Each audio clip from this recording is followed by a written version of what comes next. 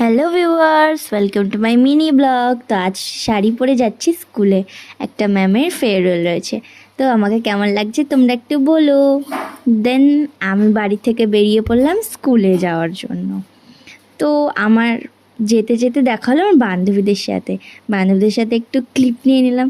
দেন ক্লাসে চলে আসলাম। তো সবাই রেডি হচ্ছে, এখানে অনেকে নাচ করবে। দেন ম্যামের জন্য অনেক কিছু প্রিপারেশন রাখা হয়েছে, তো অনেক বোনরা এখানে নাচ করবে। দেন আমরা সবাই মিলে একটু আড্ডা দিয়ে নিলাম, প্রচণ্ড মজা করেছি সেই দিন। এটা হলো আমার নাচ, আমি সেদিন নাচ করেছিলাম।